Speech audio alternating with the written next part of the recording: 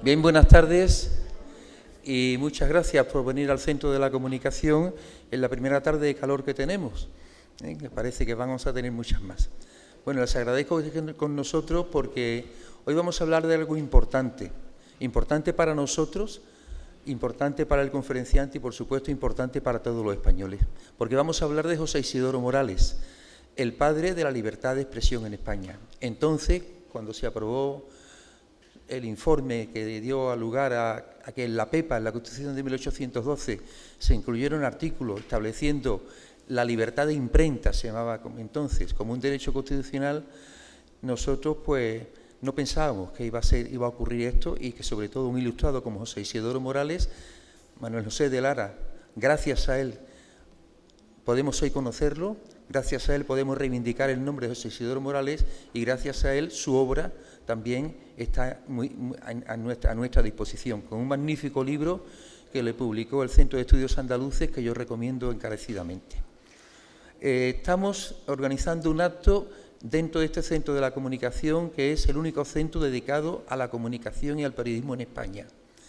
Es el tercero que hay en Europa y, sobre todo, lo que pretende es ayudar a entender qué es comunicarse, qué es informarse y la diferencia que está en informarse y en comunicarse, igual que a entender que la diferencia que hay entre algo que está en nuestras manos ahora, que son las redes, las herramientas de comunicación y los medios de comunicación, que tampoco son lo mismo.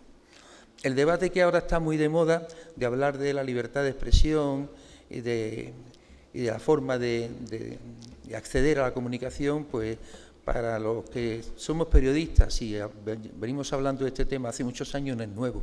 No es nuevo. Jesús Hermida ya cuando hablaba conmigo y decía, Rafael, tenemos que montar algo donde la gente entienda qué es esto de informarse.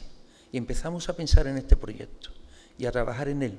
Y curiosamente a todas las puertas que llamamos nos decían que sí, que adelante.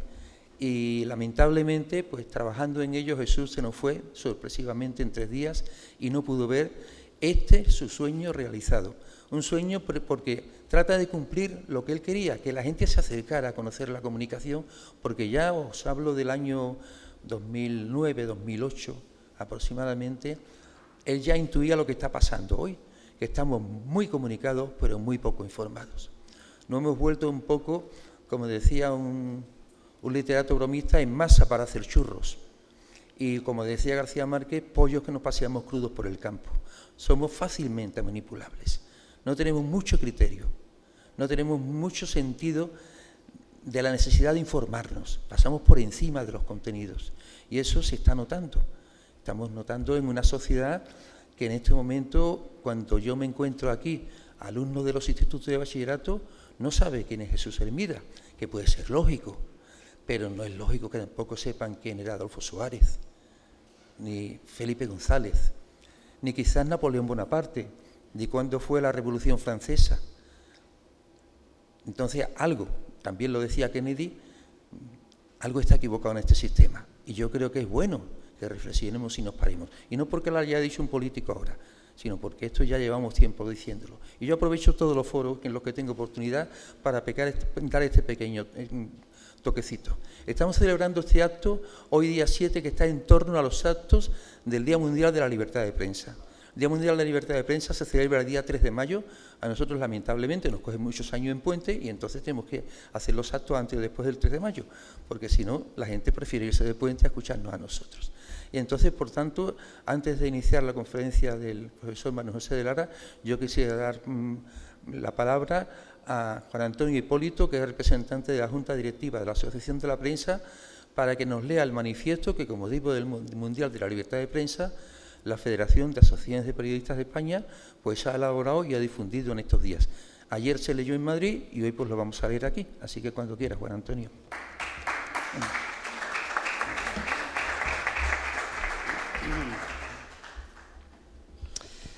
Bien, buenas tardes a todas y a todos. Es un gustazo, voy a emplear esa palabra porque lo es.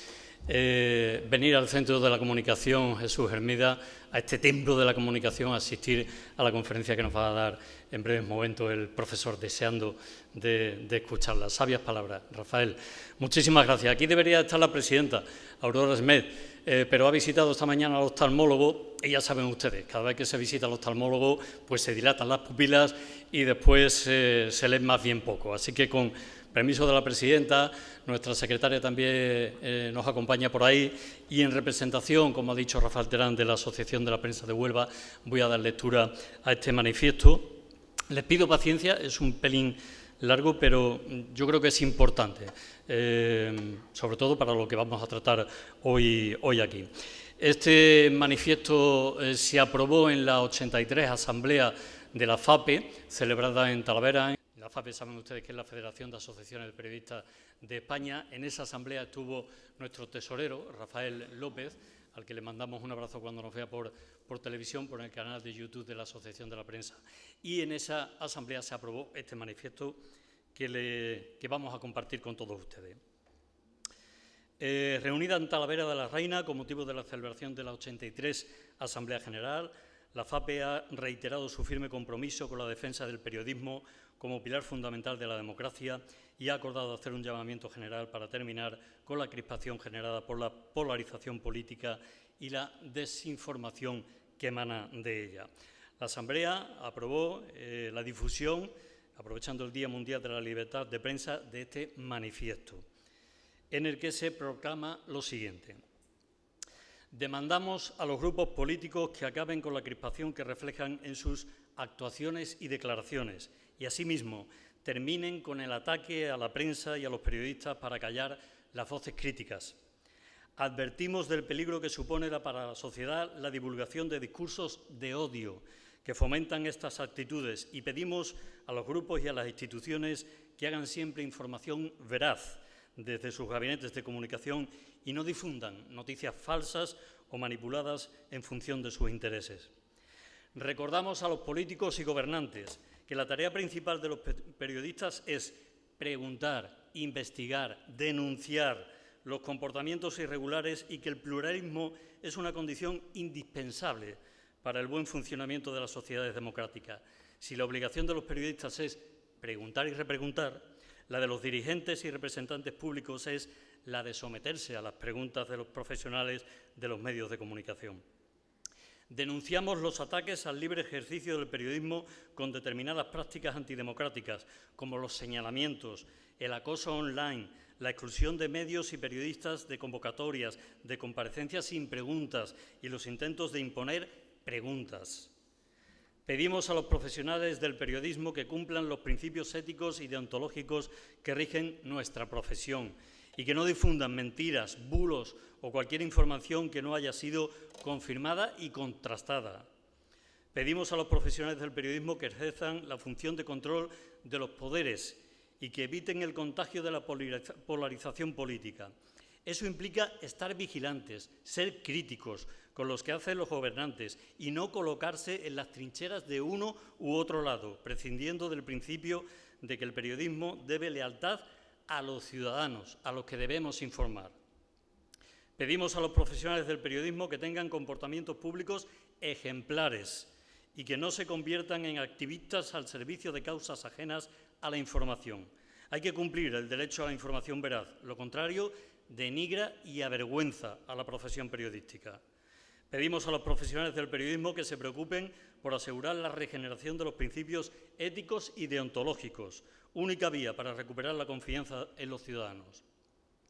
Volvemos a alertar de que la cada vez mayor precariedad laboral y salarial en las redacciones supone un incentivo para que aumenten las presiones y se reduzca la necesaria independencia en la labor periodística. Seguiremos denunciando esta situación y demandando a los editores que mejoren las condiciones laborales y salariales. Difícilmente se podrá hacer un periodismo de calidad si persiste esta situación. Una redacción fuerte estará más capacitada para denunciar los excesos políticos y dar información de calidad. Resaltamos la necesidad de la alfabetización mediática como arma para educar a la ciudadanía y luchar contra la desinformación. El Parlamento Europeo ha instado a incluir la alfabetización mediática como parte integrante de la educación a todos los niveles. Reivindicamos que el ejercicio del periodismo debe responder a criterios profesionales. Los periodistas, como todos los ciudadanos, estamos sometidos a la ley.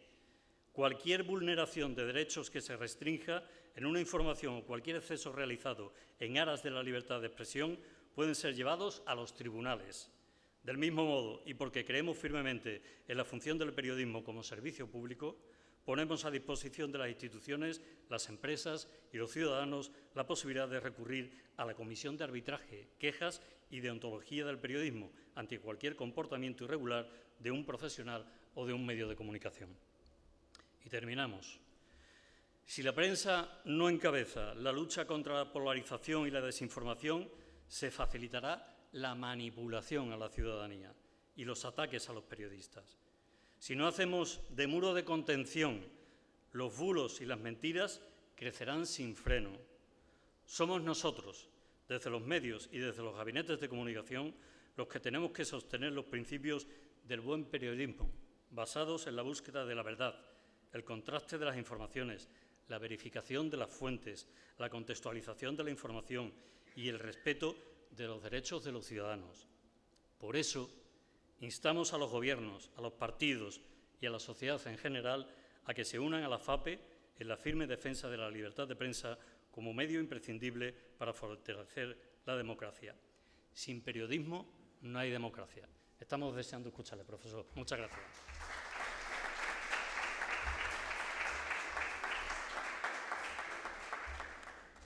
Bien, pues ya poco que decir, simplemente dar paso al profesor Manuel José de Lara para que nos hable de José Isidoro Morales y la libertad de expresión. De José Isidoro Morales tenemos un espacio muy destacado en lo que es el espacio museístico del Centro de la Comunicación. Esto es algo más que un espacio museístico, es un centro multidisciplinar, donde además de preocuparnos por la cultura y por la difusión del conocimiento, pues mostramos elementos que ayudan a entender un poco el mundo de la comunicación por dentro. Y por supuesto empezamos con un espacio dedicado a la libertad de expresión, donde José Isidoro Morales, el protagonista, también gracias a Manuel José de Lara, que entre otras cosas consiguió un facsímil del informe que el propio José Isidoro Morales elaboró para las Cortes de Cádiz, que en 1810, reunido en San Fernando, entonces la isla de León, aprobaron un decreto que dio lugar a ese artículo maravilloso que tenemos en nuestra Constitución de 1812, la PEPA. Yo poco más puedo decir, simplemente reiterar mi agradecimiento a Manuel José de Lara por su rigor científico, por su rigor investigador y docente, por la ayuda que está prestando al conocimiento de José Isidoro Morales y por la larguísima trayectoria que tiene con publicaciones interesantísimas y fundamentales para conocer mucho mejor nuestra propia historia. Así que le agradezco que esté con nosotros y, bueno, deseando escucharle de nuevo para conocer a José Isidoro Morales, que por cierto es de Huelva. Nació en la calle Rico y quiero contar una anécdota. Miren ustedes qué mala suerte que en la semana donde se celebra la libertad de prensa, el Día Mundial de la Libertad de Prensa, alguien se ha llevado un tótem que todos los periodistas españoles pusimos delante de la casa de José Isidoro Morales en la calle Rico. Así que habrá que reponerlo porque le habrá gustado a alguien y se lo ha llevado. Gracias, Manuel José de Lara. Buenas tardes. Me pongo entre el público, ¿eh?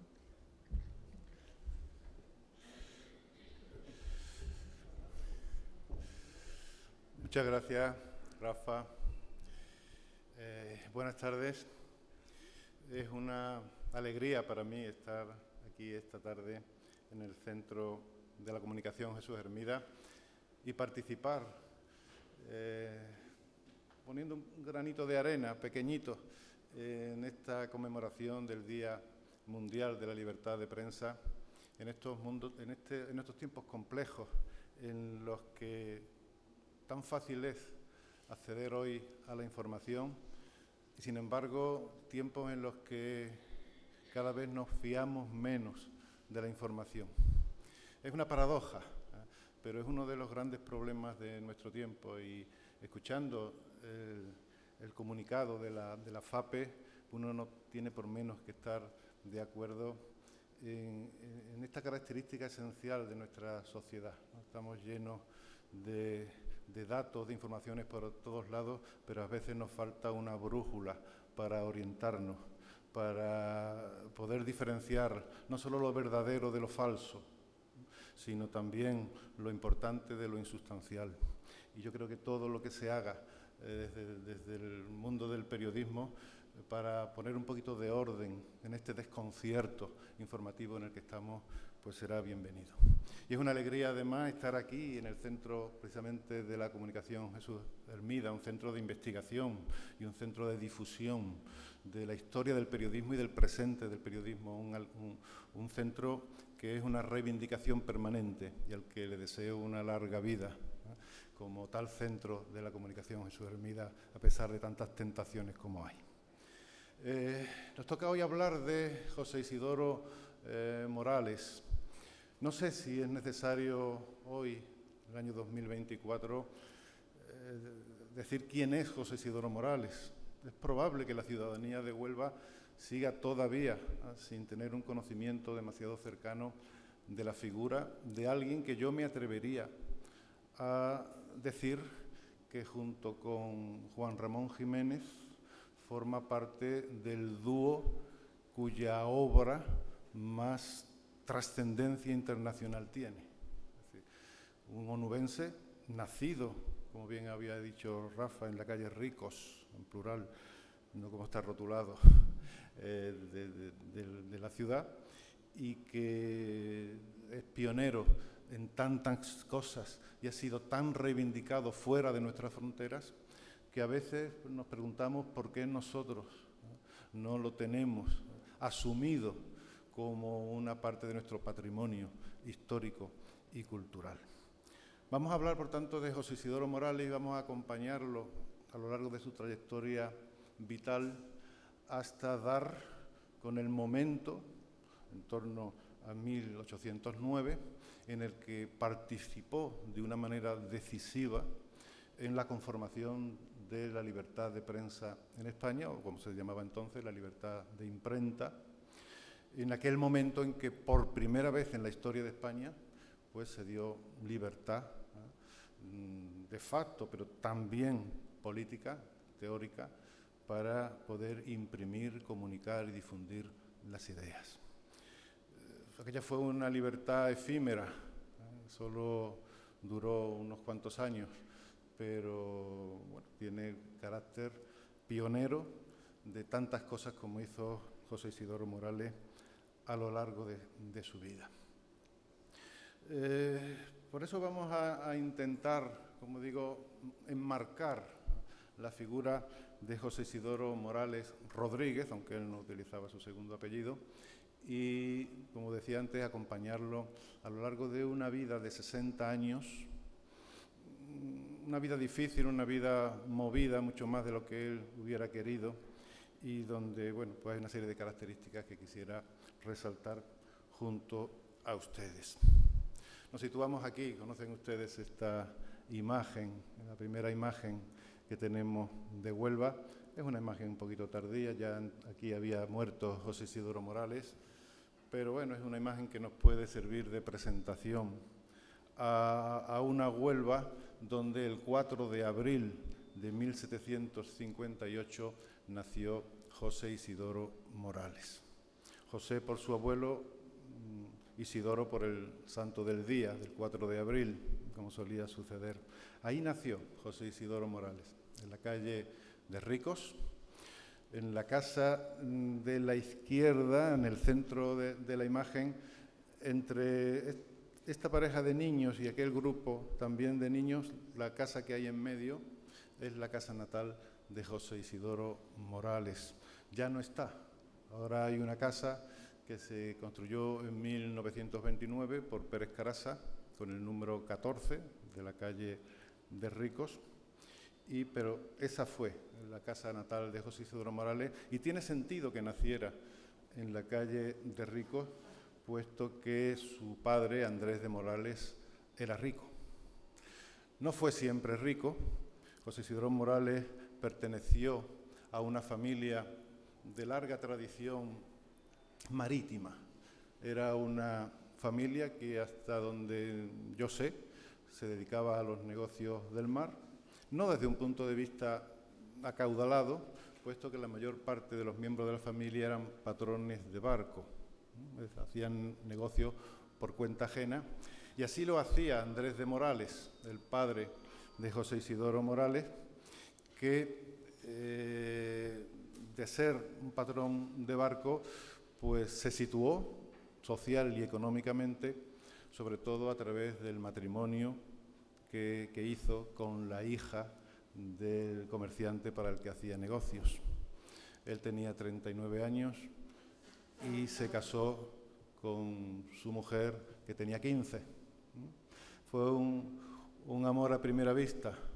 No sé si por la niña o por el dinero que representaba la niña, pero el caso es que a partir de entonces, con la muerte de su suegro y la administración que él hizo de los bienes que heredó su mujer, pues se fue situando poco a poco, hizo ese cursus honorum que todos los grandes comerciantes en la España de su época hicieron, conscientes de que la legitimidad del dinero no era suficiente para una situación social.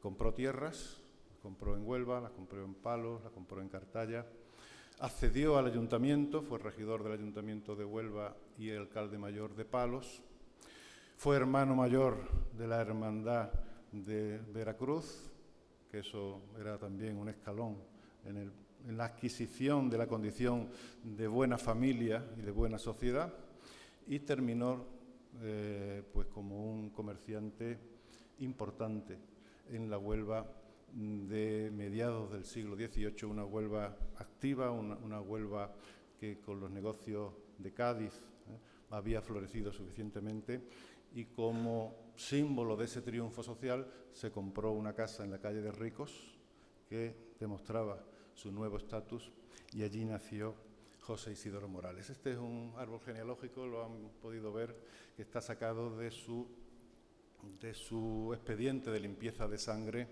en la Universidad de Sevilla. Aquí estuvo enterrado el padre y la familia de José Isidoro Morales. Es la bóveda sepulcral de la capilla de Veracruz en la iglesia de la Concepción. En las últimas obras pues salió a la luz la bóveda sepulcral, ya estaba vacía, pero ahí reposaban los restos de la familia Morales, pues desde que tenemos noticias, siglo XVII y siglo XVIII. José Isidoro Morales fue obediente a su padre. La mayor parte de los comerciantes, como digo, de la España de la época, quisieron acceder a la buena sociedad, entre otras cosas, situando a sus hijos en posiciones honrosas. Eso es muy típico de los comerciantes españoles del siglo XVIII.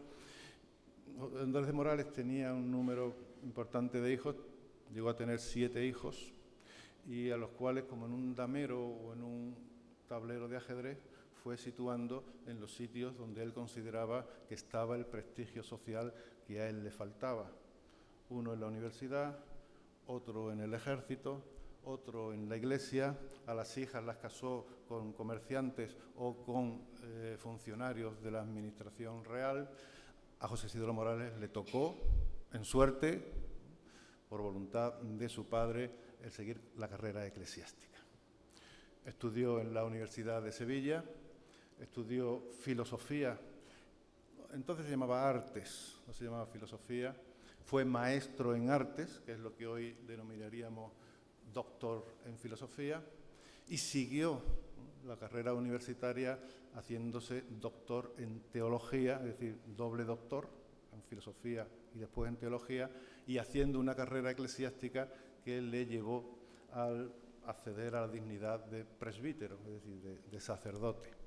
E inmediatamente entró en la orden de San Felipe Neri, de los filipenses, que era una orden del clero secular prestigiosa, porque era una orden de élite que estaba encargada de la formación de la buena sociedad y del alto clero en la época. Eran, de alguna manera, los sucesores de los jesuitas, que habían sido expulsados años antes. Realmente, esta carrera universitaria que el padre había querido, que el padre había empujado, pues se culminó en 1789. Una fecha importante, la fecha de la Revolución Francesa, y es la fecha en la que él culmina su ascenso intelectual, pues ingresando en los 2 foros ilustrados que entonces pues reunían a la nata y a la crema de la intelectualidad de la Andalucía occidental. 2 foros sevillanos, que eran la Real Academia Sevillana de Buenas Letras y la Real Sociedad Patriótica, que hoy denominamos Real Sociedad Económica de Amigos del País. A las 2 perteneció José Isidro Morales en 1789, y ese, sin embargo, ese momento en que cuajó posiblemente su carrera intelectual y que lo definía como un individuo ortodoxo, es decir, un sacerdote, doctor en teología y en filosofía, que tenía por delante pues una carrera pues bastante estandarizada dentro del clero del siglo XVIII, en ese momento en que pronunció los discursos de ingreso en la Academia de Buenas Letras y en la Sociedad Patriótica, pues prácticamente él tuvo una crisis personal o una crisis intelectual, como muchos de sus compañeros de generación, en las que de la noche a la mañana se dio cuenta de la banalidad o de la futilidad de los estudios y de la carrera intelectual que había llevado hasta entonces. Es decir, se dio cuenta, cuando ya había culminado sus estudios, de que la escolástica, de que la educación tradicional universitaria en España estaba desfasada, y como él dijo en la primera obra que publicó, que es un discurso sobre la educación publicado por la Real Sociedad Patriótica de Sevilla, la Universidad Española de su época estaba especializada en producir 15.000 inútiles al año. Es decir, que un país como España, posiblemente otros países también, pero especialmente España, no podía progresar con una educación en el estado obsoleto en el que se encontraba en aquel momento. Tienen ustedes que considerar que es la época en la que se intenta por parte de algunas élites ilustradas hacer una reforma de los planes de estudio universitarios. Por ejemplo, lo hizo Pablo de Olavide con bastante poco éxito. Es un momento de gran efervescencia en el intento de cambiar la educación en España como premisa para modernizar la nación. Él renunció a ese perfil tradicional en el que había gastado los últimos años de su vida y se dedicó a algo que en la época no se podía estudiar en la universidad, que era estudiar matemáticas. Como digo, la matemática no estaba dentro de la universidad a fines del siglo XVIII, tuvo que estudiarlo por fuera, privadamente, y lo hizo en unas clases que había organizado la Sociedad Patriótica, precisamente en el extinto Colegio de San Hermenegildo, donde estuvo el Parlamento andaluz en Sevilla, y donde estudió y tuvo la suerte de estudiar con uno de los matemáticos franceses más innovadores del momento, Pierre Henry, un francés. Entonces la matemática francesa era la matemática de vanguardia en Europa, y ahí pudo entrar en contacto con ese espíritu, esa efervescencia científica que en el resto de Europa se estaba produciendo y que él quería introducir en España. Estudiando matemática sin título, porque no tenía título de matemática, era un matemático, pero realmente no tenía un respaldo académico como tal, Sevilla se le quedó chica y hizo la aventura, como muchos ilustrados de su generación, hizo la aventura de la corte, la aventura de Madrid. Intentó unas oposiciones a la colegiata de San Isidro, no las consiguió. Para ello, esta es la colegiata de San Isidro, pero, sin embargo, en esa época en que estaba en busca de un acomodo profesional en Madrid, pues frecuentó la Biblioteca de los Reales Estudios de San Isidro de Madrid, uno de los centros científicos e intelectuales más importantes de España en ese momento, heredero del Colegio Imperial Jesuítico que había sido extinguido, y allí entró por primera vez en contacto con lo mejor de la intelectualidad española que se concentraba en Madrid. Para ello hizo unos ejercicios públicos, como lo vemos ahí en primer lugar. Estos son ejercicios que hacían los alumnos de la Escuela de San Isidro. Él hizo un estudio sobre la historia de la educación en España, que era lo que le obsesionaba entonces. Esos estudios se publicaban y publicó también un currículum. Este está en el Archivo General de Palacio, como ustedes ven, una relación de los títulos, méritos, grados y ejercicios literarios. Un currículum que él mandó imprimir para buscar un acomodo que le diera pues unas rentas y que le permitiera seguir viviendo en Madrid y bueno, estar al tanto de todo lo que se movía en Madrid intelectual y científicamente hablando. Lo encontró. Probablemente esas relaciones que tuvo en la biblioteca de las Reales Escuelas de San Isidro con lo más granado de la intelectualidad y de la ciencia española lo hizo acercarse a la corte, al palacio, y encontró un acomodo que no era un acomodo científico de primer orden, pero que sí estaba muy cerca del rey, de Carlos IV, y prometía ese calor que muchos ilustrados del momento pues encontraban en la protección y el amparo de la corona a sus actividades. Era el ser director de matemáticas de la Casa de Pajes del Rey.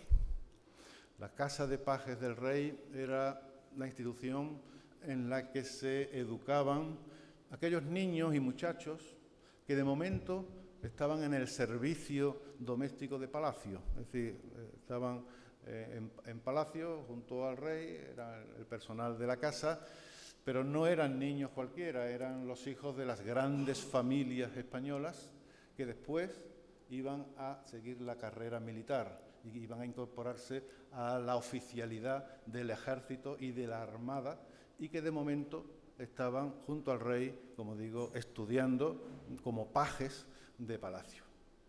José Isidoro Morales fue durante bastantes años director de matemáticas de los pajes del rey, fue teniente de ayo de los pajes del rey y allí al lado de la corona y en los aledaños de la Casa Real siguió manteniendo una serie de relaciones intelectuales y sociales que probablemente las más fecundas fueron las que estableció con un almirante de la Armada, José de Mazarredo, que después tendría mucha significación en el momento napoleónico, y de su mujer María Antonia de Moyúa, que tenía a su cargo una de las mejores tertulias o salones del buen gusto que funcionaron en Madrid a finales del siglo XVIII. Tenemos noticias de que José Isidoro Morales frecuentó esas tertulias, también frecuentó otras tertulias y otros salones, más tarde el de Manuel José Quintana, pero aquí estuvo departiendo tardes, noches, madrugadas, en esos conciertos y en esos juegos de salón que se establecían entre lo más granado de la sociedad cultural madrileña de la época. Aquí nació uno de los libros que probablemente entonces llamaron más la atención en la sociedad madrileña de la época. Este libro o librito, por su extensión, que no era muy grande, comentario de José Isidoro Morales al señor José de Mazarredo sobre la enseñanza de su hija. Esto nació en una conversación en la que José de Mazarredo, ese almirante de la Armada, de alguna manera el patrón bajo cuya clientela estaba José Isidoro Morales en Madrid, pues le preguntó algunas ideas sobre cómo educar a su hija Juanita, que tenía entonces 8 años, para que fuera una mujer a la moda, una mujer del siglo XVIII y no tuviera pues esa educación tradicional, femenina, que hasta entonces era tan frecuente en España. Y escribió este librito bilingüe en latín y en español, en el que venía a decir que a las mujeres no solo había que enseñarles tareas domésticas y tareas sociales, es decir, el tocar el piano, el cantar, el jugar, sino que tenía que acceder a la historia, a la geografía, a los idiomas, al francés y al italiano, a la física y a una serie de disciplinas que entonces no estaban en los tratados de la educación femenina de su época. Por eso yo creo que José Isidoro Morales en este ámbito también puede ser reivindicado hoy como un pionero de la educación femenina, de la educación de la mujer, de ese nuevo papel que la mujer debía tener dentro de la sociedad culta de su época. Curiosamente, decía José Isidoro Morales que lo que no debía enseñársele a la niña era latín, ni a la niña ni a los niños. Era una manera de protestar contra su propia formación, esa formación escolástica, y que, paradójicamente, y yo creo que como un juego intelectual, el libro estaba en latín. Yo creo que era una manera de demostrar, no estoy recomendando el latín, pero no porque no lo sepa. Esta es Juanita. Esta es Juanita, una niña de 8 años. Es un cuadro atribuido. A veces se le atribuye a Goya, parece que no, es de Agustín Esteve, un discípulo de Goya. Está en el Metropolitan Museum de Nueva York. Esta es Juanita, la protagonista de ese libro, la hija de José de Mazarredo. Estando de director de matemáticas de los Pajes del Rey, José Isidoro Morales dio cauce a esa otra faceta importante de su personalidad, que es la faceta matemática. Nos estamos acercando a la libertad de prensa, no se desesperen, estamos acercándonos a 1809, vamos por 1797. Hoy pasa por ser José Isidoro Morales el pionero de lo que hoy llamaríamos matemática electoral. Entonces no se llamaba matemática electoral, entonces se llamaba teoría de la elección social, ¿no? Pero es matemática electoral, es decir, es el estudio de los modelos matemáticos que convierten las votaciones en escaños. Hoy sigue estando de moda el debate y la discusión sobre cuál es el mejor modelo matemático. Los ilustrados vieron en eso un elemento de debate importante, puesto que debían encontrar cuál era el modelo más justo, el más equitativo, el más racional. Y José Isidoro Morales entró en ese debate y publicó en 1797 esta memoria matemática sobre el cálculo de la opinión en las elecciones, que hoy pasa por ser la memoria pionera en el mundo matemático sobre la teoría electoral. Eso no viene de nosotros, viene de la Universidad de Michigan, que fue la primera en reivindicar a José Isidoro Morales como uno de los grandes matemáticos europeos. En 1805, años después, pues le incluyó un apéndice para rebatir algunas discusiones en las que, bueno, sobre todo en Francia, pues se habían generado en torno a los métodos electorales que él promovía. Esta faceta matemática no se agota aquí en esta memoria, sino que, bueno, estuvo participando también en algunos otros debates de la época, en este caso sobre la introducción de las nuevas medidas, los pesos y medidas, es decir, la introducción del metro, una serie de conferencias internacionales para abandonar esa multiplicidad de medidas tradicionales que no se sometían al sistema métrico decimal, y en el que él participó con una memoria que envió al secretario de Estado, Francisco de Saavedra, pero que no ha sido publicada, está aquí manuscrita por él, está en los fondos de la Biblioteca Colombina. Y participó también, y esto es un elemento importante que a veces pasa desapercibido, en la edición de la colección de tablas de navegación del marino español sevillano, José Mendoza Ríos, una obra monumental, extensísima, de datos e informaciones de observaciones náuticas y astronómicas que permitieron durante el siglo XIX, puesto que fue traducida a todos los idiomas cultos y estuvo vigente durante gran parte del siglo XIX, facilitó el posicionamiento de los barcos en alta mar. Calcular la latitud era relativamente fácil, pero calcular la longitud era muy difícil. Mendoza Ríos, con la ayuda de José Isidro Morales, publicó en 1800 estas tablas de navegación. Su puesto en la Casa de Pajes del Rey terminó en 1805. No por cualquier historia personal, sino porque los estatutos de la Casa del Pajes del Rey cambiaron y exigieron al profesorado tener pues carácter militar. Es decir, todo el profesorado debía tener carácter militar, él no lo tenía, él era eclesiástico y salió de la Casa de Pajes del Rey en 1805.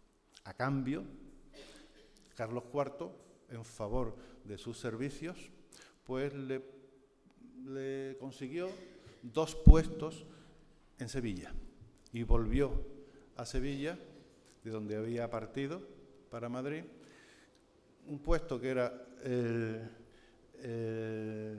administrador de un hospital de enfermas sifilíticas. No parece muy atractivo, pero le daba rentas, que era lo que él necesitaba en ese momento, y posteriormente lo hizo canónigo de la Catedral de Sevilla. Carlos IV podía nombrar canónigos, podía proponer candidatos para las canonjías y después el cabildo catedralicio votaba a favor o en contra, que normalmente viniendo del rey votaba a favor. Y como canónigo de la Catedral de Sevilla y como administrador del Hospital del Espíritu Santo de Sevilla, ya desaparecido, estaba en la actual calle Tetuán de Sevilla, pues se estableció en la capital hispalense y probablemente él esperaba que iba a tener vida de canónigo, que iba a tener una vida larga, tranquila, serena, con rentas aseguradas y que le permitirían seguir su vida intelectual y su vida científica. No fue así, no fue así, porque si él volvió a Sevilla en 1805, los acontecimientos de 1808, y ya estamos en el meollo de esta charla, los acontecimientos de 1808 transformarían no solo su vida, sino la vida de la mayor parte de los españoles. Probablemente los acontecimientos de la Guerra de la Independencia, la mayor parte de las personas pues lo consideran como un acontecimiento traumático, un acontecimiento de una extraordinaria violencia, pero más allá del trauma y más allá de la violencia despertada por la Guerra de la Independencia, era la primera guerra en la que se moría de verdad en España. Había habido otras guerras, pero no con la violencia y no con el traumatismo de la Guerra de la Independencia. Aparte de ello, ideológicamente, la invasión francesa desestructuró todos los procesos políticos, todos los procesos intelectuales, extremó las posturas, obligó a los españoles a elegir bando, cosa que no siempre fue tan evidente como ahora creemos. No fue una guerra de españoles contra franceses, fue una guerra mucho más compleja, donde los españoles se dividieron en bandos a veces irreconciliables, y a José Isidro Morales, efectivamente, eso le afectó para el resto de su vida de una manera muy importante.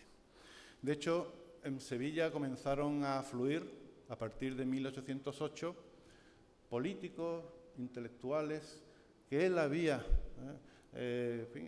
conocido y con los que había departido en Madrid, de su misma clientela, o amigos y correligionarios con los que había pasado un tiempo en Madrid, y que como un goteo incesante iban apareciendo por Sevilla, huyendo de la presencia francesa en el norte, en la mitad norte de la península. Sobre todo a partir de fines de 1809, cuando se vio claramente que los franceses iban a terminar invadiendo el sur de la península. Allí en Sevilla se dieron cita, por tanto, intelectuales que empezaron a formar parte de los círculos políticos de José Isidoro Morales. Francisco de Saavedra, presidente de la Junta Central o la Junta Suprema de Sevilla, que había sido secretario de Estado, primer ministro con Carlos IV, Gaspar de Jovellanos, con el que José Isidoro Morales también había coincidido en Madrid y que de alguna manera también había pertenecido a su clientela, Manuel José Quintana, uno de los liberales pues, más exaltados del momento, José María Blanco White, es decir, individuos, todos ellos de un profundo carácter político, liberales, o por lo menos que habían optado por el liberalismo, habida cuenta de la desembocadura de la monarquía de Carlos IV y del complejo momento en el que estaba España, y que fueron parte del círculo de amistades políticas más íntimo de José Isidoro Morales. José Isidoro Morales, que había estado al amparo y al calor de la monarquía absoluta de Carlos IV, vio cómo, una vez que la monarquía borbónica parecía truncada, fue poco a poco virando, fue poco a poco poniéndose de perfil hacia este otro mundo liberal cuya efervescencia en Sevilla se estaba formando en los años 1808 y 1809. Es evidente que José Isidoro Morales en estos años tuvo un perfil eminentemente liberal. Abandonó sus coqueteos con la monarquía absoluta y se introdujo de lleno en el espíritu liberal de la Sevilla de aquella época. Una Sevilla muy compleja, donde se había formado la Junta Suprema de Sevilla, donde después había sucedido la Junta Central Suprema Gubernativa del Reino, donde estaba el Consejo reunido, que había concentrado a todos los consejos antiguos de la monarquía. Es decir, una Sevilla muy compleja y con mucha efervescencia política en el liberalismo y en el que José Isidoro Morales colaboró sin ningún tipo de recelo, duda ni ambaje. De hecho, José Isidoro Morales participó en muchas de las iniciativas de esta Sevilla liberal, de esta Sevilla patriótica, por así decirlo. Le llama patrióticos, ¿no?, al bando opuesto al bando bonapartista, ¿no? Por lo menos es la denominación que ellos mismos se dieron. En un momento determinado, José Isidoro Morales participó en las comisiones de Marina, de Ejército, comisiones que estudiaban la recaudación de recursos para la financiación de la guerra contra los franceses. Y lo que es más importante, José Isidoro Morales, a partir de septiembre de 1809, integró lo que se llamó entonces la Junta de Instrucción Pública, dependiente de la Comisión de Cortes, es decir, la comisión que estaba estudiando la convocatoria futura de unas Cortes en España que iban a cambiar el sistema político en España, que en principio parecía que iban a tener lugar en Sevilla, después se vio que tendrían que tener lugar en Cádiz, no había otra alternativa, pero ese momento fundacional de las Cortes, es decir, cuando se estaban preparando, ¿no?, las comisiones para las futuras Cortes, una de las comisiones delegadas de la Comisión de Cortes fue la Junta de Instrucción Pública, en la que participó José Isidoro Morales. No solo participó, sino que en muchos casos tuvo la voz cantante junto a otros 11 intelectuales de la Sevilla patriótica de su tiempo. En ese tiempo, una vez que estaba en marcha la Junta de Instrucción Pública, en septiembre de 1809, Lorenzo Calvo de Rozas, un militar aragonés conocido por muchas actividades militares fuera de España, escribió un reglamento para el Consejo de Regencia que pronto se iba a constituir en España, en el que estaban incluidas unas reflexiones en torno a la libertad de prensa.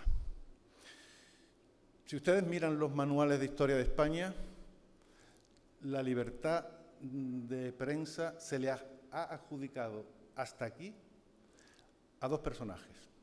A Lorenzo Calvo de Rozas, por este pequeño discurso que entregó a la Junta Suprema, a la Junta Central Suprema, para su estudio, y a este otro personaje, Álvaro Flores Estrada, un abogado asturiano, que hizo un boceto de Constitución, uno de los muchos bocetos que entonces circularon para dar forma a la futura Constitución que se promulgaría en 1812, y en cuyo texto también se incluían unas reflexiones para la libertad de la imprenta.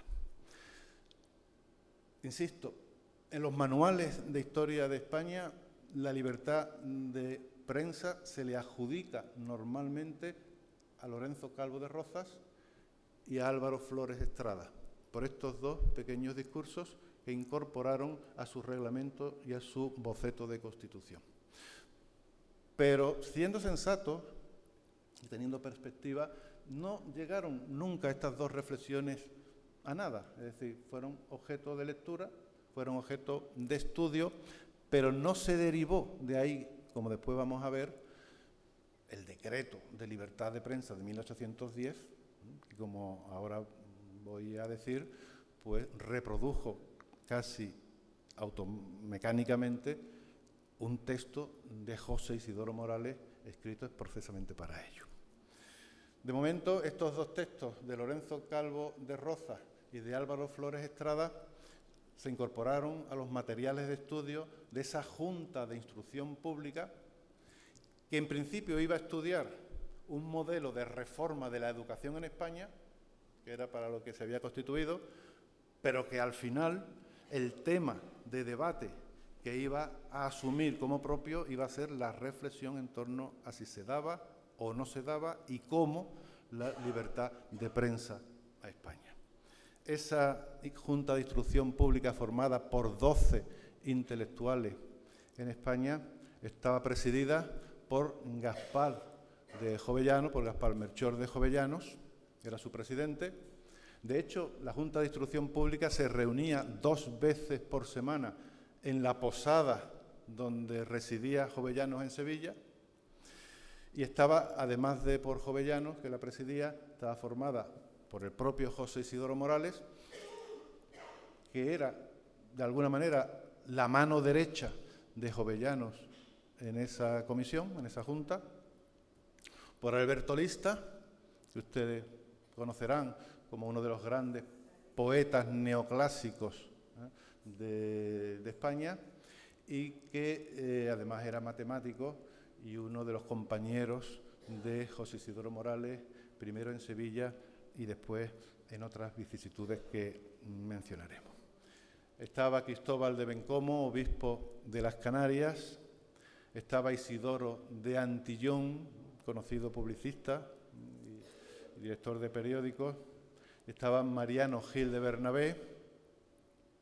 Y estaba además, pero no tengo retratos de ellos, porque no de todo el mundo hay retratos, tenemos a Manuel de Balbuena, gramático, tenemos a Manuel Abella, historiador, a Higinio Antonio Lorente, médico y traductor, Juan Tineo, que era sobrino de Jovellanos y era oficial de Gracia y Justicia, Jaime Villanueva, fraile dominico e historiador, y Joaquín de Fondevilla, que era secretario que actuaba como notario de la Junta. Estos 12 hombres fueron los que tuvieron bajo su responsabilidad el debate sobre la concesión o no de libertad de prensa en las futuras cortes que se tenían que convocar.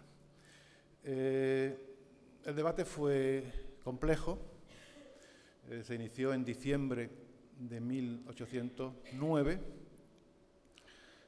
en un momento comprometido, porque a fines de noviembre de 1809, es decir, unos días antes, las tropas napoleónicas habían vencido en la batalla de Ocaña, que fue la otra cara de la moneda de la batalla de Bailén. La batalla de Bailén, en julio de 1808, las tropas patrióticas habían detenido el avance francés y lo sostuvieron hasta diciembre de 1809, en que la batalla de Ocaña dio, pues, digamos, o abrió los caminos de Castilla la Nueva y de Andalucía a las tropas francesas. Es decir, que cuando estaban debatiendo la libertad de prensa en la Junta de Instrucción Pública, la amenaza de la llegada a Sevilla de las tropas de Napoleón era cuestión de días. De hecho, fue cuestión de 2 meses. Ese fue el marco general del debate.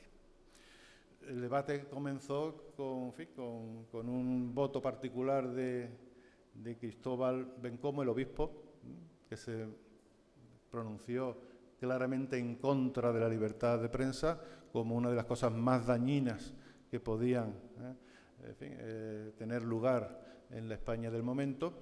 Eso fue el día 6 de diciembre de 1809. Y el día siguiente, 7 de diciembre de 1809, José Isidoro Morales pues, firmó un discurso, que es el discurso, digamos, emblemático y fundador de la libertad de prensa en España, en la que estudiaba el asunto. Ahora explicaré qué es eso. En que estudiaba el asunto y decía que, bueno, que la libertad de prensa era un bien para el Estado, para la moral, para la religión y para los intereses particulares, y que debía abolirse definitivamente la censura en España y darse paso a la libertad de prensa, con la salvedad, ahora explicaré un poco cómo estaba la libertad de prensa entonces, con la salvedad de que los autores de las informaciones debían ser responsables ante la ley de lo que imprimieron. ¿Cómo estaba la libertad de prensa en España en 1808 o en 1809?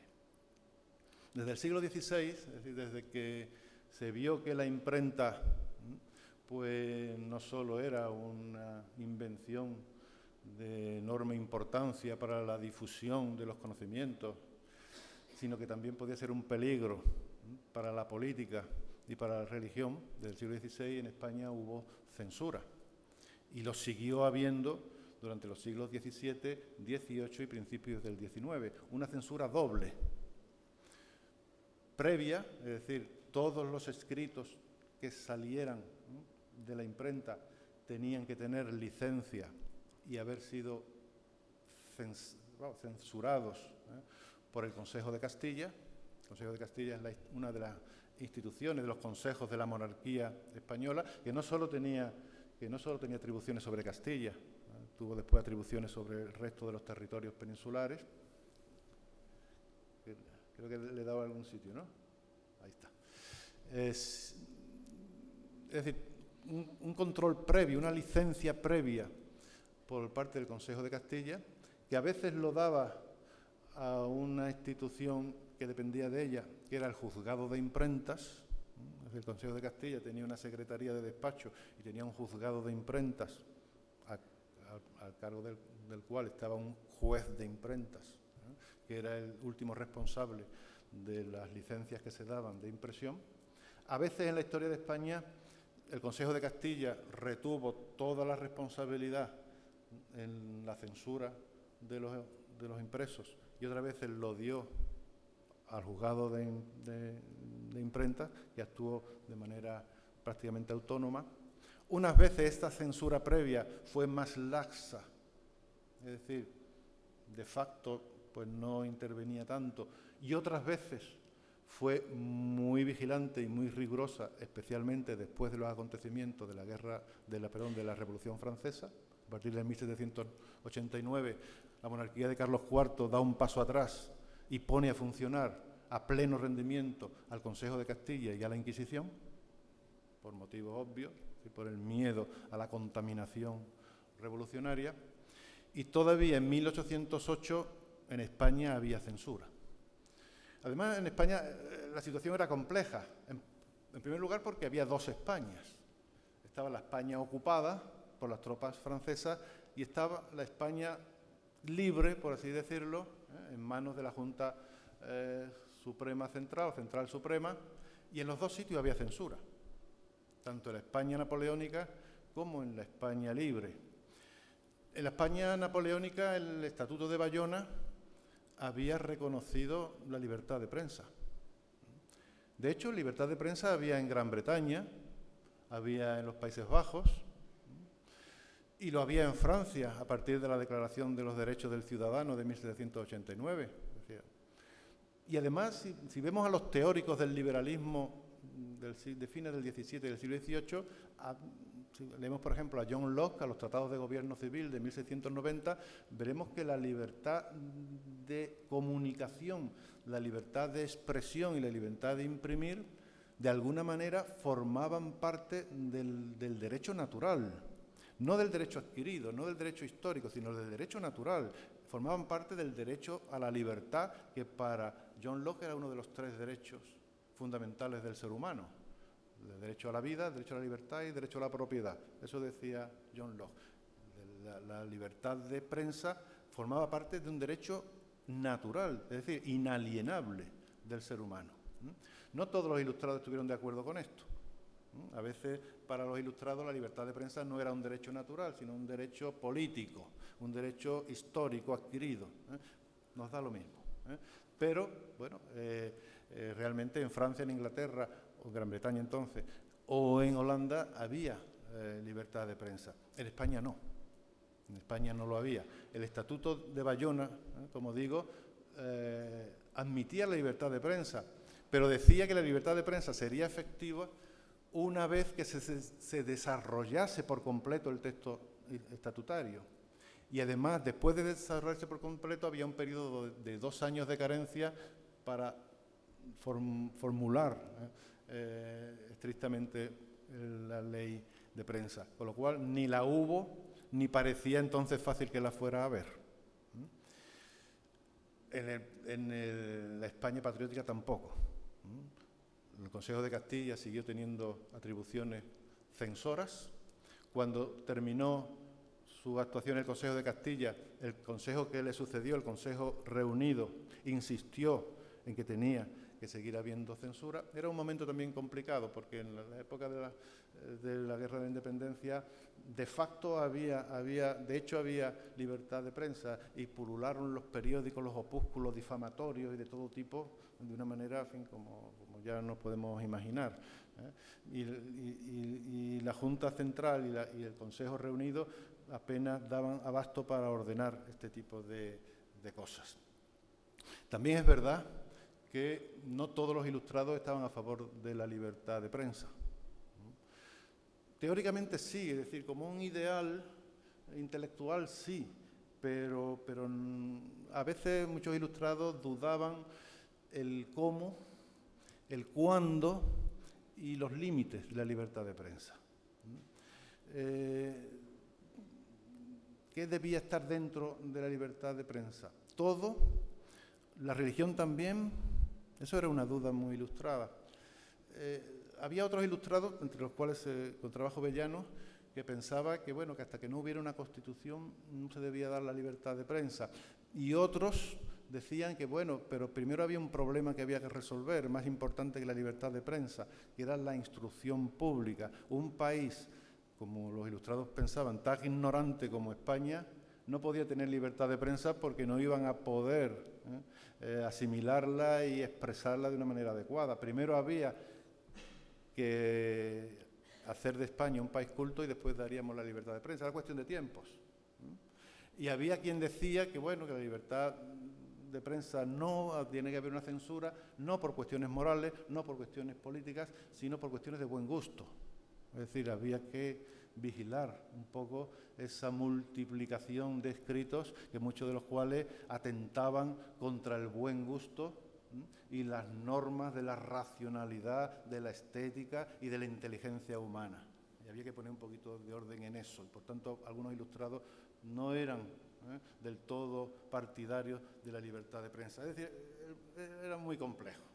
Esa era la censura previa. Después estaba una censura posterior, que estaba ejercida por la Inquisición, por el Santo Oficio. El Santo Oficio no daba licencia, pero vigilaba la circulación de los libros, ya impresos, y podía incautar libros que no habían pasado por la licencia, libros extranjeros que se habían colado de rondón por la frontera y que la Inquisición podía mutilar o podía retirar completamente de la circulación. En 1808 y 1809 la Inquisición funcionaba. El primero que abolió la Inquisición en España fue Napoleón Bonaparte. En 1808, estando personalmente en Madrid, Napoleón Bonaparte fue el que dio los decretos de Chamartín en los que abolía la Inquisición en España. Pero bueno, el resto de España, con más eficacia o con menos eficacia, dependiendo de la marabunta de acontecimientos, la Inquisición seguía vigente. Ese era, digamos, el estado de la libertad de prensa en España, es decir, que no la había. Que no la había ni antes ni después de imprimir. Y ese fue el debate en el cual José Isidoro Morales, el 7 de diciembre de 1809, pues en esa posada en la que vivía Jovellano y ante el resto de los 11 miembros de la Junta, leyó a favor de la libertad de prensa. Fue una libertad sin ambajes, es decir, incluso en materia de religión. Es decir, fuera cual fuera el tema de la obra que fuera a imprimirse o el tema del artículo periodístico que fuera a salir, los agentes editoriales o las imprentas tenían libertad y los autores tenían libertad de imprimir absoluta. Lo único que después tenían que regularse por una ley de responsabilidad de la autoría, que hasta entonces no lo había. Había habido en 1785 una ley que trataba de ordenar un poco la responsabilidad de los autores, pero ahora Morales proponía que en vez de una censura previa lo que habría que sujetarse a la ley igual que cualquier otro elemento de la vida cotidiana. Es decir, no vamos a prohibir otras libertades por la sospecha de que se usen mal. Si se usan mal, la ley actuará. Eso lo hacía sobre todo Morales para contentar a los sectores un poquito más reacios a dar la libertad de prensa. El hecho es que para Morales, en su discurso, la libertad de prensa era el antídoto más importante para luchar contra la arbitrariedad del poder y contra la superstición y la superchería en términos religiosos. Es decir, decía Morales, ¿quién tiene que temer la libertad de prensa? El déspota. ¿Quién tiene que temer la libertad de prensa? El que usa la religión para la superstición. La religión verdadera estará por encima de la libertad de prensa. Y el gobierno racional, el gobierno del país, si no es arbitrario, estará por encima de la libertad de prensa. Los que tienen que temer son los poderes arbitrarios.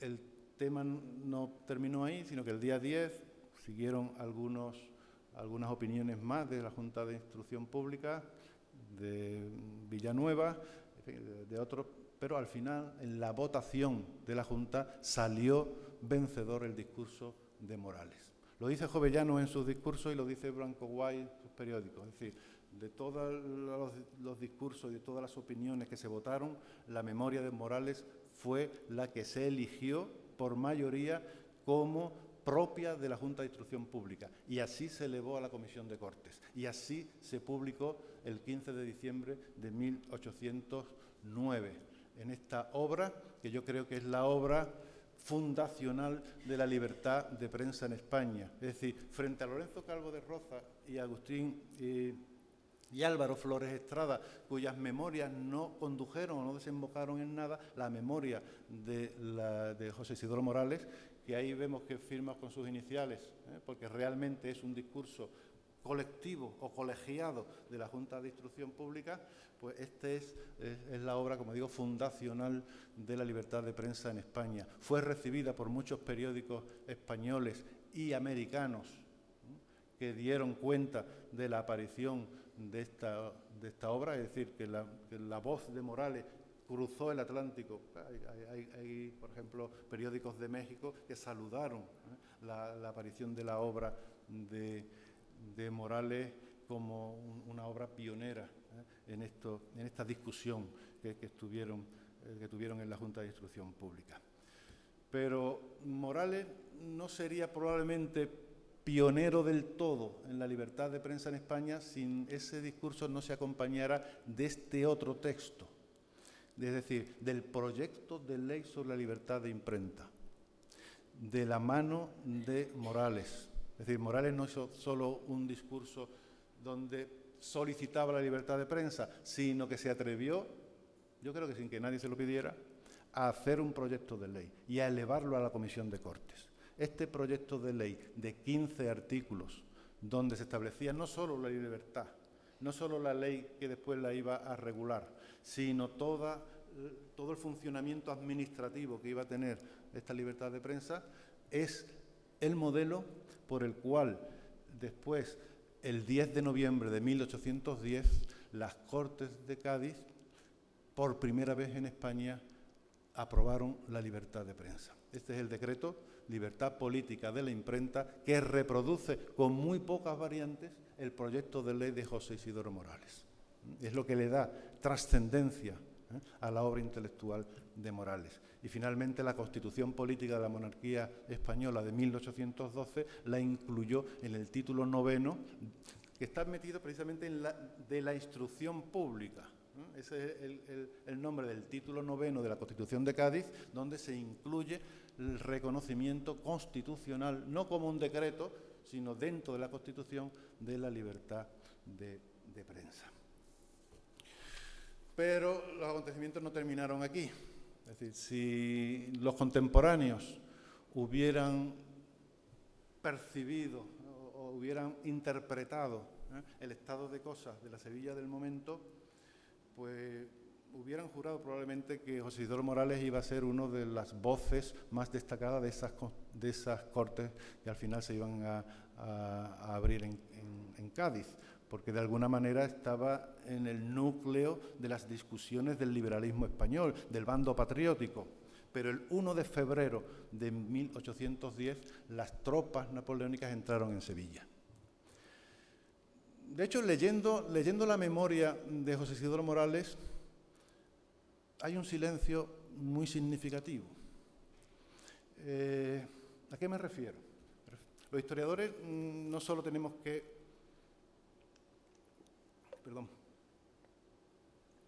Los historiadores no solo tenemos que estar pendientes a lo que dicen los documentos, sino a lo que callan. Y la memoria de José Isidoro Morales no hablaba en absoluto del estado de cosas que existía entonces en España con la amenaza de invasión napoleónica. Hablaba de otras cosas, hablaba de Godoy, hablaba de Carlos IV, hablaba de Fernando VII, pero no mencionó para nada a Napoleón.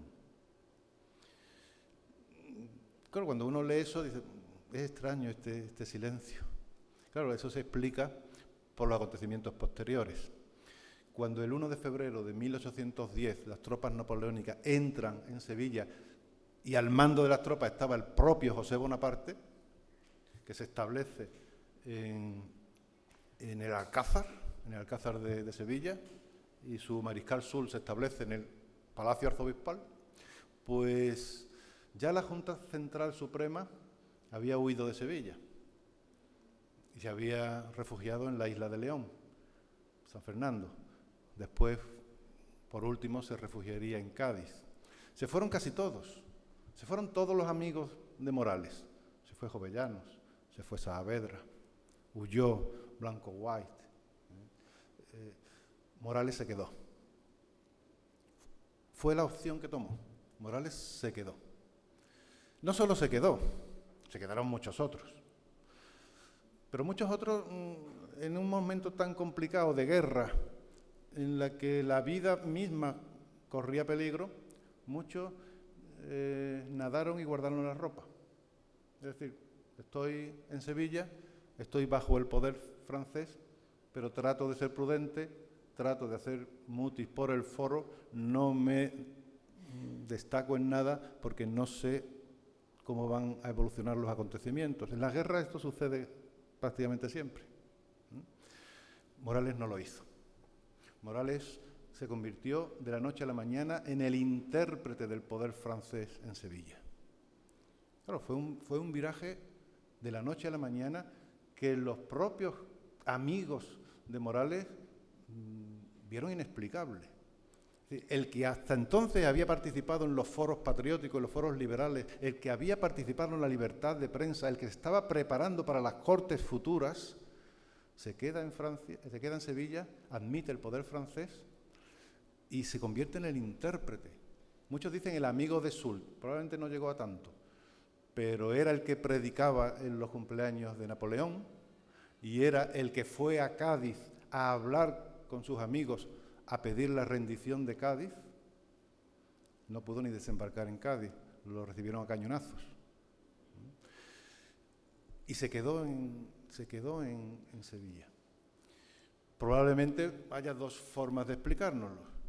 Uno es, bueno, por medro personal, porque pensaba, como muchos de sus contemporáneos, que el vencedor ya estaba decidido, que la conquista de Cádiz era cuestión de días o de semanas, que Napoleón iba a ser con toda claridad el dueño de los destinos de España y que era en fin, bastante absurdo resistirse y que junto al vencedor iba a estar mejor que junto a los perdedores.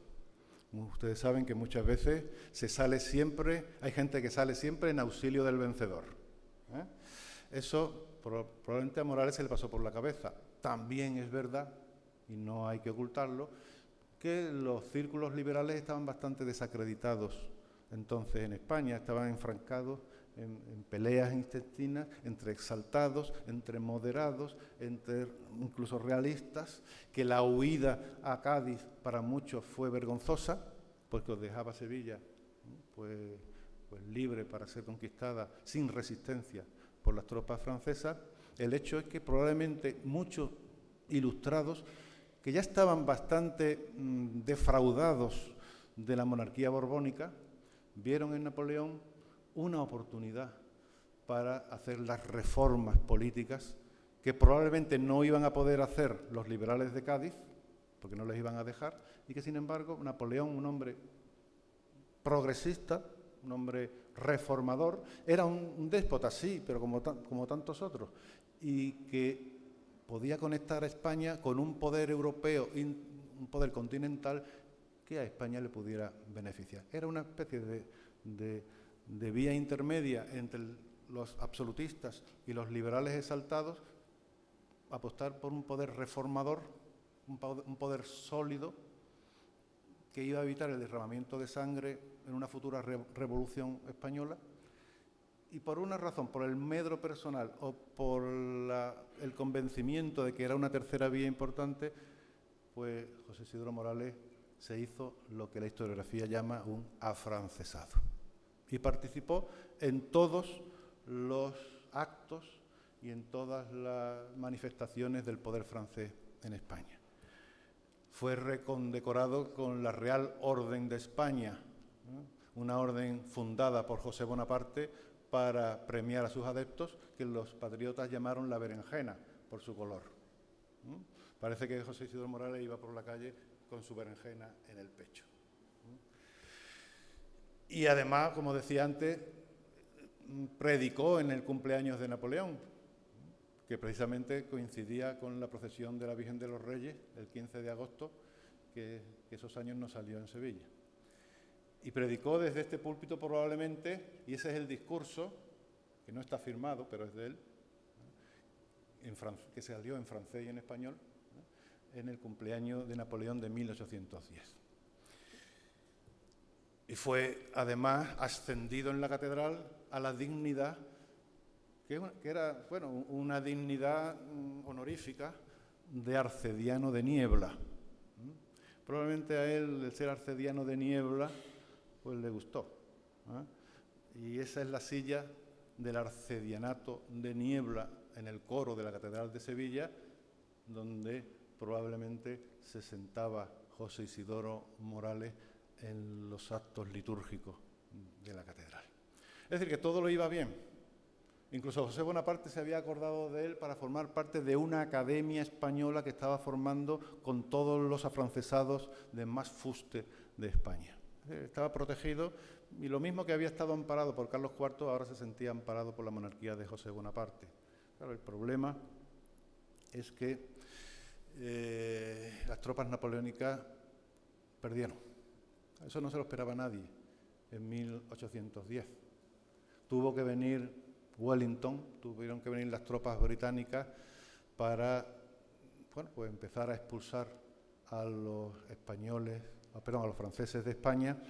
Y cuando en 1812, en agosto de 1812, el general Juan de la Cruz Murgueón entró en Sevilla a sangre y fuego, ejecutando a todo afrancesado que veía por las calles, José Isidoro Morales tuvo que abandonar Sevilla corriendo y acompañó al ejército de Soult, al ejército napoleónico, por España, hasta que finalmente en 1813, junto con 10.000 españoles, cruzó la frontera y se fue al exilio en Francia.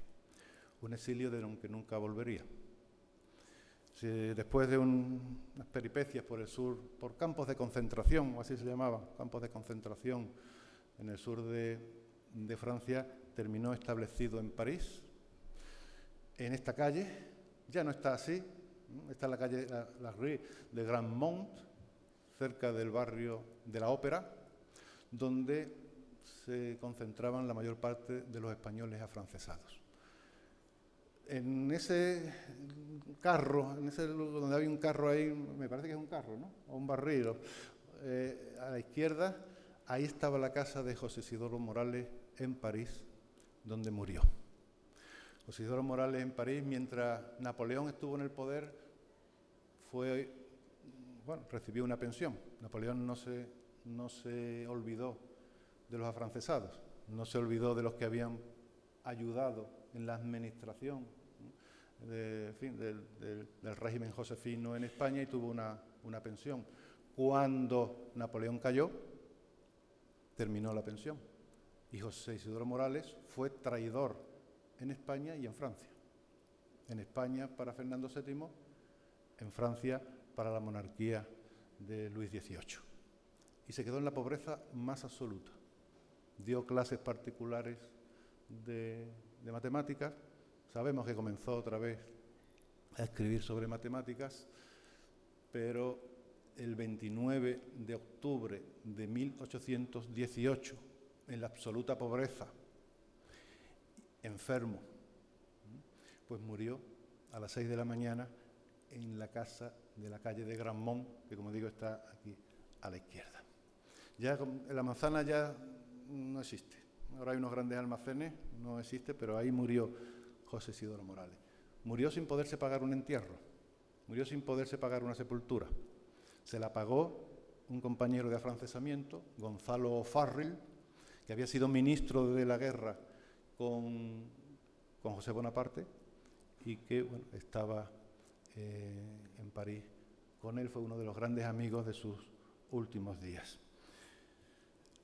Allí tuvo tiempo de conocer a Humboldt o de conocer a Hauy, uno de los grandes geólogos del París de la época. Y sabemos que tanto Humboldt como Hauy tenían un gran concepto de Morales, es decir, nos han quedado testimonios, ¿no?, de los comentarios admirativos que tuvieron ambos, especialmente Humboldt, ¿no?, el gran científico del momento, sobre la obra de Morales. Y fue enterrado en fines de octubre de 1818, en el cementerio de Père Lachaise, el cementerio del Este, que hacía 14 años que se había abierto en París y donde sigue. Ese grabado que se ve en la parte de arriba es la llamada Isla de los Españoles, es decir, es el sector del cementerio de Père Lachaise donde están la mayor parte de los afrancesados que murieron en París y a los que no se les permitió volver a España. Morales tuvo mala suerte, porque murió en fines del 18 y si hubiera resistido hasta el año 20, en el trienio liberal se le dio a los antiguos afrancesados la posibilidad de volver a España. Volvieron muchos, volvió Lista, volvió Reynoso, volvió Miñano, y muchos de ellos consiguieron rehabilitarse, pasaron por tribunales, en fin, que juzgaron su obra política y se rehabilitaron, y contaron también con familias que hicieron lo posible por rescatar su obra. Y la obra de Lista, de Reynoso, de Miñano, están en la historia de España. A Morales no le dio tiempo a volver. El plano de abajo, a la izquierda, al final, vemos entre muchos otros españoles un puntito que pone Morales. Gracias a este plano, porque entonces los cementerios eran antiguos, auténticos jardines por los que se paseaba, se publicaban guías, se publicaban planos para indicar dónde estaban las tumbas. Eran jardines neoclásicos, bastante estéticos. Gracias a ese plano pude encontrar la tumba de José Isidoro Morales en esta isla de los españoles, donde están concentrados la mayor parte de los afrancesados españoles. Algunas se han perdido, otras, como la de Morales, sigue existiendo con una inscripción en latín que probablemente redactó Moratín, otro de sus amigos afrancesados de entonces, Moratín estaba especializado en hacer las inscripciones funerales de sus amigos. Probablemente es de Moratín la inscripción. Y bueno, este es el fin. Ahí están los huesos, ahí están depositados los huesos de José Isidoro Morales, esperando que ustedes lo visiten, si lo tienen a bien, en algún viaje que hagan a París donde tenga tiempo. José Isidoro Morales nos ha dejado unas obras, tanto impresas como manuscritas, que yo creo que convendría alguna vez volver a publicar. Las que están en naranja fueron publicadas, las que están en blanco siguen inéditas. Algunas hemos podido publicar en forma facsímil, por ejemplo, la Memoria Matemática lo publicó la universidad, la Memoria sobre la Libertad de Imprenta también lo publicó la universidad. Hay otras obras que esperan, bueno, pues el operario que haga que la Mies pues vuelva a producir. Como ven ustedes, son bastante las obras que nos ha dejado, la estela intelectual que nos ha dejado. Hoy, José Isidoro Morales, bueno, pues ha dado lugar a algunos libros. El de la izquierda es de mi compañero, admirado amigo Manuel Peña Díaz, que en la introducción del facsímil que hicimos sobre la memoria, sobre la libertad política de la imprenta de Morales, hizo un magnífico estudio sobre la libertad de prensa y Morales. El de en medio es mío, es una obra que publiqué en el año 16 en el Centro de Estudios Andaluces, una biografía del personaje. Y el de la derecha, pues es una obra de unos matemáticos del Departamento de Matemáticas de la Universidad de Valladolid, que también lo reivindica, como decía antes, como uno de los pioneros en la matemática electoral. Le hemos dedicado algunos simposios a Morales, sobre todo en el bicentenario de su muerte. Lo organizamos en colaboración la Asociación de la Prensa de Huelva y la Universidad de Huelva. Tiene su calle, nos ha costado mucho trabajo. Yo pedí que le dieran la nueva plaza que se ha formado junto al Mercado del Carmen, pero no fue posible. Le han dado una pequeñita calle en las traseras del Leroy Merlin. No tiene ni una sola puerta, no pasan por allí personas, pasan solo coches, pero bueno, la tiene, aunque en un sitio que yo creo que es mejorable. Tuvo una estela en la puerta de la casa natal o del sitio donde estaba la casa natal de José Isidoro Morales, que el ayuntamiento y los periodistas españoles pues inauguraron en el bicentenario de la muerte de José Isidoro Morales en el año 2018. Aquí pueden ver la estela en la puerta de la casa que hoy se levanta en ese sitio, y aquí pueden verla sin la estela, puesto que, como bien ha dicho Rafael hace un momento, pues ha desaparecido. Ha sido el mejor premio que se le ha ocurrido a alguien para solemnizar el Día Mundial de la Libertad de Prensa. Retirar, no sé si destruir, esa estela que conmemoraba el sitio donde había nacido José Isidoro Morales. Espero que algún día podamos volver a colocarla, si no la misma, otra, pero es una metáfora muy triste de las amenazas simbólicas que tienen en este caso la libertad de prensa en España.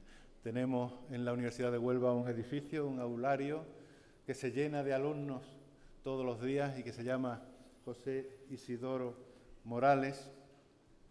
La Federación de Asociaciones de Periodistas de España en el año 2017, en el último párrafo, reivindica la personalidad de José Isidoro Morales como padre de la libertad de prensa en España. Es un manifiesto como el que hoy hemos tenido la oportunidad de escuchar, está reconocido oficialmente por la FAPE y tiene en Guatemala el nombre de una orden que premia a los que trabajan por la libertad de prensa en el mundo. Es un dato que nos hemos enterado por Internet. En Internet nos enteramos de muchas cosas y nos hemos enterado que la Asociación de Periodistas de Guatemala ha recogido el nombre de José Isidoro Morales para la orden, como mío, por la que premia el trabajo por la libertad de prensa en el mundo.